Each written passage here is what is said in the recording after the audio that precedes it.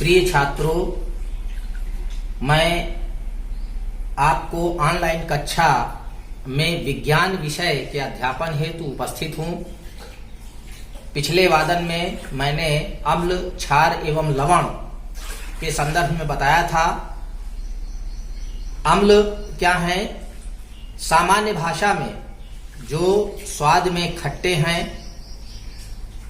वे अम्ल कहलाते हैं, तथा जो स्वाद में कसैले होते हैं वह क्षार कहलाते हैं। ये एक आम भाषा में हम लोग कह सकते हैं। डिटेल में आपको पिछले वादन में बता चुका हूं, अम्ल, क्षार एवं लवण। यहाँ पर हम लोग चर्चा करेंगे किस प्रकार से अम्ल, क्षार एवं लवण को सूचकों के माध्यम से पहचानेंगे। सूचक होते हैं, कुछ प्राकृतिक हैं, कृत्रिम हैं, जो सूचक यहाँ पर हैं, और कुछ गंधीय सूचक हैं। स्मेल जो आती है, जैसे प्याज है, प्याज में विशेष प्रकार की गंध आती है, और इस गंध का प्रभाव जो है, अम्ल और क्षारों का प्रभाव उस गंध पर क्या पड़ता है, यह सूचक बताते हैं। तो यहाँ पर हम लोग चर्चा करेंगे सूचक की, और आपकी पुस्तक में क्रियाकलाप 2.1 दिया हुआ है, जिसमें ये विभिन्न प्रयोगशाला में अम्ल और क्षार जो है एकत्रित करके इनका प्रभाव हम किस पर देखते हैं, लाल लिटमस विलयन पर, नीला लिटमस विलयन पर, फिनोल्फथालीन विलयन पर और मेथिल ऑरेंज विलयन पर। इन पर क्या प्रभाव पड़ता है इसकी चर्चा भी करेंगे, क्योंकि वो एक्सरसाइज दी हुई है, उसको आपको अपनी उत्तर पुस्तिका में, अभ्यास पुस्तिका में लिखना है। यहाँ पर चर्चा करते हैं सूचक क्या है। देखें, सूचक किसी दिए गए विलयन में अम्ल या क्षार की उपस्थिति दर्शाते हैं। इनका रंग या गंध अम्लीय या क्षारक माध्यम में बदल जाता है। इनका जो कलर है अम्ल या क्षार के माध्यम में बदल जाता है, तथा इनकी गंध भी अम्ल या क्षार के माध्यम में बदल जाती है। अब सूचक के प्रकार हैं। बहुत सरल भाषा में सूचक को हम 3 प्रकार में बांट सकते हैं। पहला है प्राकृतिक सूचक, जो नेचर में हमको प्राप्त होता है। दूसरा है कृत्रिम, जो हम बनाकर जो है रसायनों के माध्यम से हम सूचक जो प्रयोग करते हैं वो कृत्रिम हो गए या संश्लेषित हो गए। तीसरा है गंधीय सूचक, जिनके गंध में परिवर्तन होता है अम्ल या क्षार का, वो गंधीय सूचक कहलाते हैं। यहाँ पर चर्चा करेंगे पहले प्राकृतिक सूचक की। ये पौधों में पाए जाते हैं, जो हमारे नेचुरल प्लांट्स हैं, पौधे हैं, उनसे प्राप्त होते हैं। जैसे लिटमस, लाल पत्ता गोभी, इसके साथ हाइड्रेंजिया पौधे के फूल, आपने देखा होगा गुड़हल का फूल, यह भी जो है आता है, और हल्दी आदि, ये क्या है, नेचुरल है, प्राकृतिक सूचक हैं।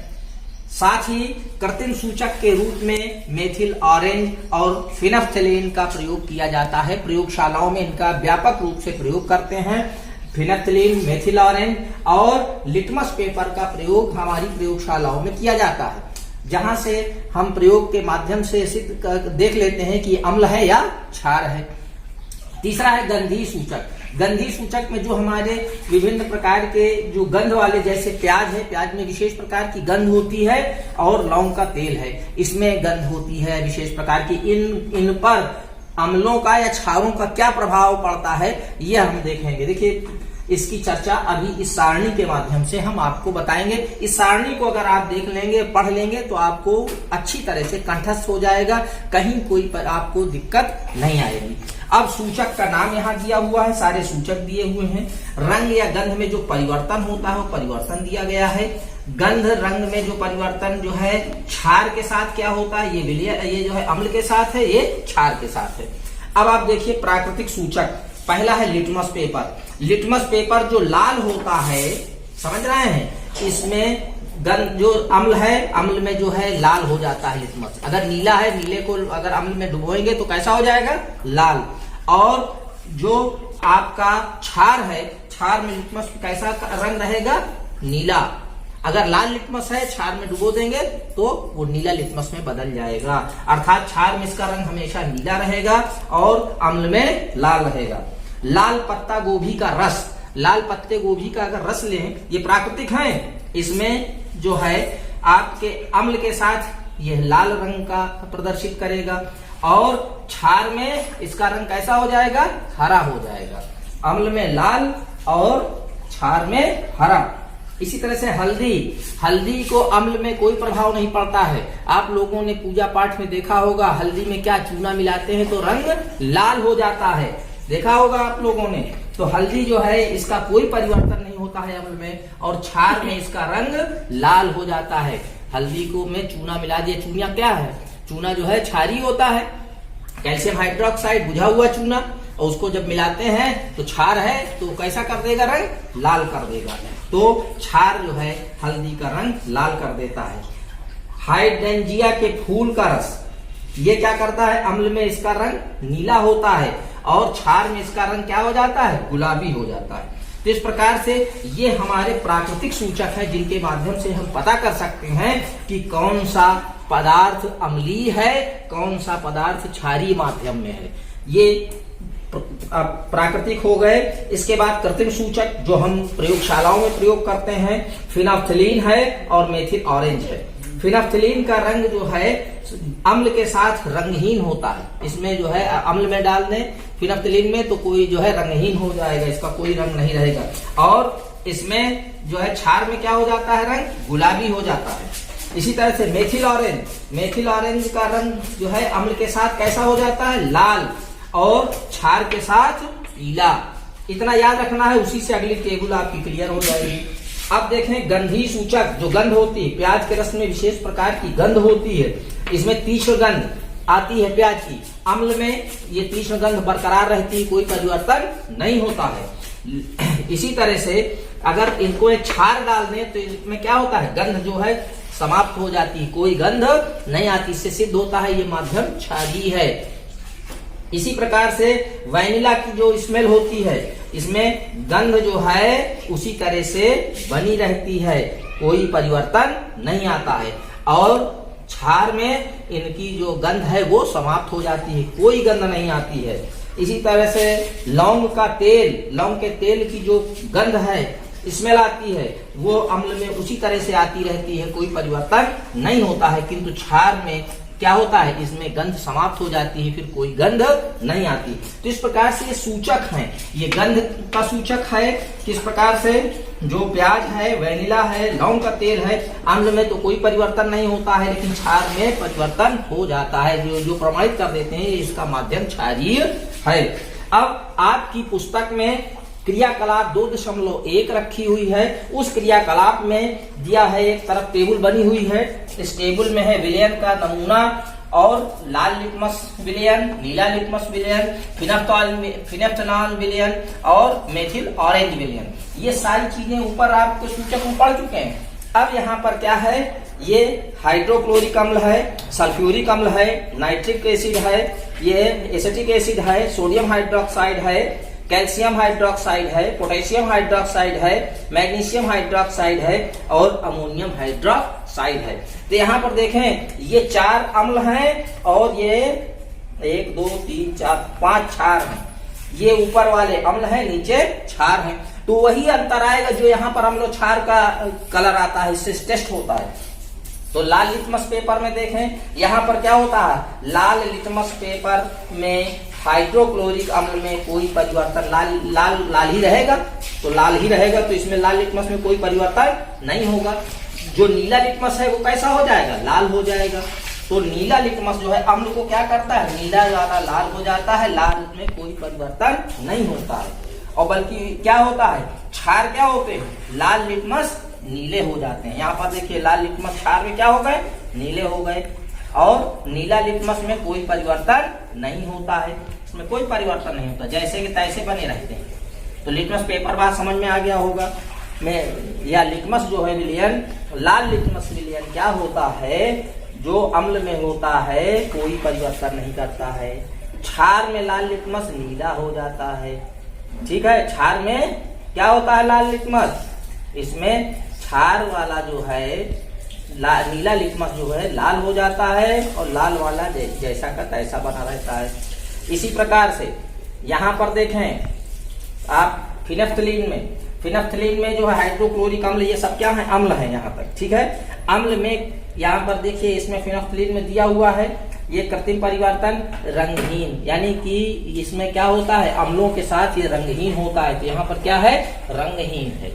और क्षारों के साथ इनका कलर कैसा हो जाता है, गुलाबी, तो ये गुलाबी हो जाता है। जितने क्षार हैं, हाइड्रोक्लोरिक अम्ल, सल्फ्यूरिक अम्ल, नाइट्रिक अम्ल, एसिटिक एसिड, ये सारे अम्ल क्या करते हैं, इसका रंग गुलाबी कर देते हैं, मेथिल ऑरेंज का। इसी प्रकार से क्षारों में देखिए, यहाँ पर क्षार में देखिए मेथिल ऑरेंज क्षार में क्या हो जाते हैं, गुलाबी, आपका गुलाबी हो गया। और मेथिल ऑरेंज क्या है, लाल होता है और वहां पर पीला हो जाता है। तो देखिए मेथिल ऑरेंज कहां पर है, ये मेथिल ऑरेंज है। यहाँ पर इसका रंग कैसा है, मेथिल ऑरेंज का लाल या गुलाबी, गुलाबी कलर ही यहाँ पर मान लें, लाल या गुलाबी, और यहाँ पर कैसा हो जाता है, पीला। तो आप देखिए मेथिल ऑरेंज का जो क्षारीय विलयन है वहां पर रंग पीला हो जाता है और कुछ समय के बाद ये रंगहीन हो जाते हैं विलयन। तो इस प्रकार से इस टेबल को आप लिख लीजिएगा अपनी उत्तर पुस्तिका में। अब अम्ल क्षार को इन सूचकों के माध्यम से कैसे पहचानेंगे, इस टेबल के माध्यम से याद कर लीजिए, आपको कोई दिक्कत नहीं आएगी। आप आसानी से बता देंगे कि अम्लों पर और क्षारों पर इन सूचकों का क्या प्रभाव पड़ता है, किस सूचक से हम पता कर लेंगे कि कौन सा अम्ल है और कौन सा विलयन क्षार है। धन्यवाद। अगला जो है अभ्यास या अगली क्रियाकलाप अगले टर्म पे। प्रिय छात्रों, मैं आज पुनः ऑनलाइन कक्षा के लिए उपस्थित हूँ। कक्षा 10 विज्ञान अध्याय 2 अम्ल क्षार एवं लवण पिछले वादन में भी बताया जा चुका है। अब हम अम्ल व क्षार के रासायनिक गुणों का वर्णन करेंगे।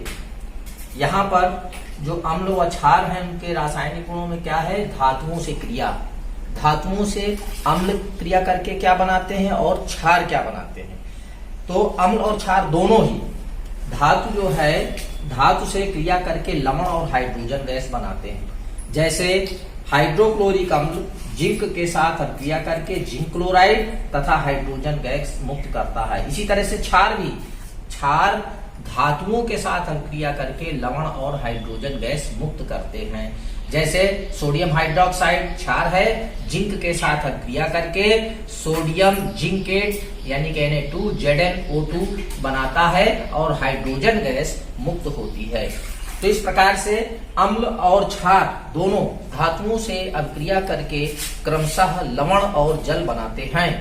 इसमें इस अभिक्रिया को इस चित्र के माध्यम से हमने समझाने का प्रयास किया है। यहाँ देखिए ये स्टैंड है, परख नली लगा दी गई, निकास नली है, ये टब है, टब में के अंदर क्या है, साबुन का एक विलयन ये रखा है। इस विलयन में जो है हम क्या करते हैं, निकास नली से जो बनी हुई गैस है उसको प्रवाहित करते हैं, उसका टेस्ट करते हैं, जिसे कहते हैं पॉप टेस्ट। क्योंकि जब इसको हम जलाते हैं मोमबत्ती के द्वारा इस गैस को, तो इसमें फट फट की आवाज होती है, जिसे पॉप टेस्ट कहते हैं। तो यहाँ पर देखिए जिंक के टुकड़े को ले लेते हैं और हाइड्रोक्लोरिक अम्ल इसमें डाल देते हैं। तो क्या होती है, इसमें हाइड्रोक्लोरिक अम्ल जिंक के साथ क्रिया करके हाइड्रोजन गैस बनाती है। यह हाइड्रोजन गैस निकास नली से होते हुए इस जल में प्रवाहित करते हैं और जल में ये बुलबुले, जो कि साबुन का विलयन है, तो गुब्बारे की जैसे ये जो है बुलबुले ऊपर निकलते चले जाते हैं। इन बुलबुलों के पास जलती हुई मोमबत्ती लाते हैं, तो मोमबत्ती के पास आते ही ये फट की आवाज के साथ गैस जलती है। इससे सिद्ध होता है कि इसमें जो गैस बनी है वो हाइड्रोजन गैस है। हाइड्रोजन गैस का प्रभाव जो है चरित्र है फट फट की आवाज, फट फट की आवाज से करके ये जलती है। तो ये चित्र के माध्यम से आपको समझाने का प्रयास किया गया है। जिंक धन hydrogen chloride Zn plus HCl = ZnCl2 और हाइड्रोजन गैस। यह हाइड्रोजन गैस इस निकास नली के माध्यम से इस जो है टब में आती है। यहाँ पर पहले से विलयन जो बना हुआ है, साबुन का विलयन बना रखा है, ताकि इससे बुलबुले अच्छी तरह से जाए। और इसमें मोमबत्ती से जब हम जलाते हैं तो मोमबत्ती से यह बुलबुले फट की आवाज के साथ इसमें से गैस जो है जलती है। इससे प्रमाणित होता है कि इसमें बनने वाली गैस हाइड्रोजन गैस है। इसी तरह से हम अगर इसमें भी करेंगे तो वो भी हाइड्रोजन गैस, जैसे सोडियम हाइड्रोक्साइड को यहाँ पर सोडियम हाइड्रोक्साइड और जिंक डाल दें तो सोडियम जिंकेट बनेगा और हाइड्रोजन गैस इसी तरह से निकास नली से निकलेगी। और इसका भी टेस्ट हम पॉप टेस्ट के द्वारा कर लेंगे तो प्रमाणित हो जाएगा कि इन दोनों अभिक्रियाओं में जो धातु से अम्ल और क्षार दोनों अभिक्रिया करके हाइड्रोजन गैस मुक्त करती हैं। देखिए जिंक जो है, जैसे जिंक है नाइट्रिक अम्ल से अभिक्रिया करके जिंक नाइट्रेट बनाती है और हाइड्रोजन गैस बनाती है। इसी तरह से जिंक सल्फ्यूरिक अम्ल से, जैसे ये अम्ल है, अम्ल से ही अभिक्रिया लिखा है, जिंक सल्फ्यूरिक अम्ल से अभिक्रिया करके जिंक सल्फेट और हाइड्रोजन गैस मुक्त करती है। तो मेरे समझ से यह अम्ल और क्षार की धातुओं से क्रिया समझ में आ गई होगी। अब दूसरा रासायनिक जो है गुण क्या है, धातु कार्बोनेट तथा बाइकार्बोनेट की अभिक्रिया कैसे करता है। तो यहाँ पर धातु जो है कार्बोनेट और बाइकार्बोनेट अम्ल के साथ तो क्रिया करता है लेकिन क्षार के साथ कोई अभिक्रिया नहीं होती है। अम्ल के साथ अभिक्रिया को देख लेते हैं। अम्ल धन धातु का कार्बोनेट, ये बनाता क्या है, लवण, कार्बन डाइऑक्साइड और जल। यहाँ पर अम्ल क्या है, हाइड्रोक्लोरिक अम्ल, कोई भी अम्ल ले लेंगे, हाइड्रोक्लोरिक अम्ल, इसमें सोडियम कार्बोनेट है, ये सोडियम कार्बोनेट। पहले कार्बोनेट का टेस्ट करेंगे उसके बाद बाइकार्बोनेट का करेंगे। तो हाइड्रोक्लोरिक अम्ल को सोडियम कार्बोनेट में प्रवाहित करते हैं तो क्या बनता है, सोडियम क्लोराइड लवण बनता है, कार्बन डाइऑक्साइड बनती है और जल बनता है। इसका ये देखिए, ये एक प्रयोग के द्वारा बनाया गया है। ये देखिए स्टैंड है, दो टेस्ट ट्यूब लेते हैं, एक टेस्ट ट्यूब में हम क्या लेते हैं, सोडियम कार्बोनेट, और इसमें प्रवाहित करते हैं थिसल ट्यूब के माध्यम से। क्या प्रवाहित करते हैं, डाइल्यूट हाइड्रोक्लोरिक अम्ल या तनु हाइड्रोक्लोरिक अम्ल, जो सोडियम कार्बोनेट से अभिक्रिया करता है। इससे जो गैस बनती है कार्बन डाइऑक्साइड, ये बाहर निकलती है और इस निकास नली से होकर हम पहले से दूसरी परख नली में ले लेते हैं बुझे हुए चूने का पानी। कार्बन डाइऑक्साइड का टेस्ट क्या है, कार्बन डाइऑक्साइड गैस को बुझे हुए चूने के पानी में प्रवाहित करते हैं तो चूने का पानी दूधिया हो जाता है। तो इससे प्रमाणित होता है कि कौन सी गैस बनती है, कार्बन डाइऑक्साइड। लेकिन जब अधिक देर तक प्रवाहित करते हैं तो वह जो है दूधिया रंग पुनः रंगहीन हो जाता है, यानी कि रंग समाप्त हो जाता है। जो उसका जो यहाँ पर रंग सफेद अवक्षेप आ जाता था वो समाप्त हो जाता है कार्बन डाइऑक्साइड के अधिकतर कारण। क्यों, क्योंकि वहां पर कैल्शियम बाइकार्बोनेट बन जाता है जो जल में विलेय है, इसलिए यहाँ पर अवक्षेप समाप्त हो जाता है। इसको भी देखिए यहाँ पर कैसे बनता है, हाइड्रोक्लोरिक अम्ल सोडियम कार्बोनेट से अभिक्रिया करके क्या बनाता है, sodium chloride, carbon dioxide gas और जल बनती है। वही अभिक्रिया यहाँ पे जो कार्बन डाइऑक्साइड गैस बनती है उसको निकास नली के माध्यम से इस बुझे हुए चूने वाले जो परख नली उसमें प्रवाहित करते हैं तो बुझा हुआ चूना किस रंग का हो जाता है, सफेद अवक्षेप आ जाता है। ये सफेद अवक्षेप किसका है, कैल्शियम कार्बोनेट का। कैल्शियम कार्बोनेट कैसे बनता है, देखिए यहाँ पर कैल्शियम हाइड्रोक्साइड, ये बुझा हुआ चूना है, इसमें कौन सी गैस प्रवाहित किया, कार्बन डाइऑक्साइड। बनता क्या है, कैल्शियम कार्बोनेट। ये जो सफेद अवक्षेप आता है वो सफेद अवक्षेप कैल्शियम कार्बोनेट का है और जल बनता है, इसीलिए इसका रंग दूधिया हो जाता है। लेकिन जब अधिक देर तक कार्बन डाइऑक्साइड प्रवाहित करते हैं तो क्या होता है, यही कैल्शियम कार्बोनेट धन जल, कैल्शियम कार्बोनेट धन जल, कार्बन डाइऑक्साइड और अधिक प्रवाहित होती है तो क्या बन जाता है, कैल्शियम बाइकार्बोनेट, जो जल में विलयनशील है, इसलिए इसका जो अवक्षेप है वो समाप्त हो जाता है। जिससे टेस्ट होता है कि इसमें क्या बनती है, कार्बन डाइऑक्साइड बनती है गैस में। इसी तरह से अब अम्ल की अभिक्रिया बाइकार्बोनेट से कराते हैं तो क्या बनता है, लवण और कार्बन डाइऑक्साइड तथा जल बनता है। जैसे हाइड्रोक्लोरिक अम्ल में सोडियम बाइकार्बोनेट, ये क्या है, सोडियम बाइकार्बोनेट, इसकी अभिक्रिया कराते हैं तो सोडियम क्लोराइड, कार्बन डाइऑक्साइड और जल बनता है। इसको भी इसी तरह से परख नली में हम ले सकते हैं। यहाँ पर हाइड्रोक्लोरिक अम्ल, यहाँ सोडियम कार्बोनेट की जगह क्या ले लेंगे, सोडियम बाइकार्बोनेट, और इसी प्रकार से कार्बन डाइऑक्साइड गैस निकलेगी और कार्बन डाइऑक्साइड को बुझे हुए चूने में प्रवाहित करेंगे तो रंग दूधिया हो जाएगा। इससे प्रमाणित होगा कि इससे कौन सी गैस निकल रही है, कार्बन डाइऑक्साइड, और अधिक देर तक प्रवाहित करने पर क्या होगा, ये कैल्शियम बाइकार्बोनेट जो जल में विलेय है, जिसके कारण जो सफेद अवक्षेप है वो समाप्त हो जाता है और रंगहीन हो जाता है। अब हम चर्चा करेंगे, जो आपके समझ में आ गया होगा, अम्ल के साथ अभिक्रिया जो है किसकी, धातु कार्बोनेट की और धातु बाइकार्बोनेट की, दोनों में ही क्या बनता है, लवण, कार्बन डाइऑक्साइड और जल। लवण बनता है, कार्बन डाइऑक्साइड बनता है और जल बनता है, दोनों ही क्रियाओं में, कार्बोनेट में भी और बाइकार्बोनेट में। क्षार के साथ ये कार्बोनेट तथा बाइकार्बोनेट धातुओं के अभिक्रिया नहीं करते हैं। यहां तक आपके लक्षण आ गए। अब देखिए अम्ल एवं क्षार की परस्पर अभिक्रिया, अम्ल और क्षार परस्पर अभिक्रिया करके लवण बनाते हैं और जल बनाते हैं, तो यह अभिक्रिया उदासीनीकरण भी कहलाती है। जब उदासीनीकरण का मतलब क्या हुआ, जब प्रबल अम्ल और प्रबल क्षार को हम अभिक्रिया कराएंगे तो उदासीन हमको लवण मिलेंगे, और दुर्बल अम्ल दुर्बल क्षारक को अगर हम अभिक्रिया कराएंगे तो उदासीनीकरण वाले उदासीन लवण हमको मिलेंगे और जल बनेगा। तथा जब प्रबल अम्ल और दुर्बल क्षारक का प्रयोग करेंगे तो प्रबल अम्ल है इसलिए कैसा लवण हमको प्राप्त होगा, अम्लीय लवण प्राप्त होगा। अगर हम प्रबल क्षार और दुर्बल अम्ल का प्रयोग करेंगे तो जो लवण प्राप्त होगा वो कैसा होगा, क्षारीय लवण होगा। यहाँ पर देखिए अम्ल और क्षार की अभिक्रिया से क्या बनता है, लवण और जल बनता है। अब इसको आप जानिए, जब अम्ल द्वारा क्षारक का प्रेक्षित प्रभाव तथा क्षारक द्वारा अम्ल का प्रभाव समाप्त कर दिया जाता है, समाप्त हो जाता है, और परिणाम स्वरूप क्या बनता है, जल तथा लवण प्राप्त होते हैं, तो ऐसी अभिक्रिया को उदासीनीकरण अभिक्रिया कहते हैं। जैसे NaOH ये क्या है, क्षारक है, हाइड्रोक्लोरिक अम्ल के साथ अभिक्रिया कराते हैं तो NaCl सोडियम क्लोराइड बनता है और जल बनता है। तो ये आपके समझ में बात आ गई होगी, अम्ल और क्षार की अभिक्रिया से लवण और जल बनते हैं। अब आप देखिए, जान लीजिए इनकी अभिक्रिया में या तो प्रबल अम्ल दुर्बल क्षार होगा, या दुर्बल अम्ल प्रबल क्षार होगा, या प्रबल अम्ल प्रबल क्षार होगा, या दुर्बल अम्ल दुर्बल क्षार होगा। 4 तरह की संभावनाएं हैं। तो यहाँ पर देखें हमने लिख रखा है, प्रबल अम्ल और दुर्बल क्षारक के साथ अभिक्रिया कराने पर जो हो, अम्ल क्या है, प्रबल है, तो जो लवण प्राप्त होगा कैसा होगा, अम्लीय लवण होगा और जल प्राप्त होगा। इसी तरह से दुर्बल अम्ल के साथ प्रबल क्षारक की अभिक्रिया कराते हैं तो क्षारकीय लवण प्राप्त होगा और जल प्राप्त होगा, क्योंकि जो प्रबल है उसी का प्रकार का लवण प्राप्त होगा। दूसरा है प्रबल अम्ल और प्रबल क्षारक, दोनों प्रबल हैं तो कैसा लवण प्राप्त होगा, उदासीन लवण और जल प्राप्त होगा।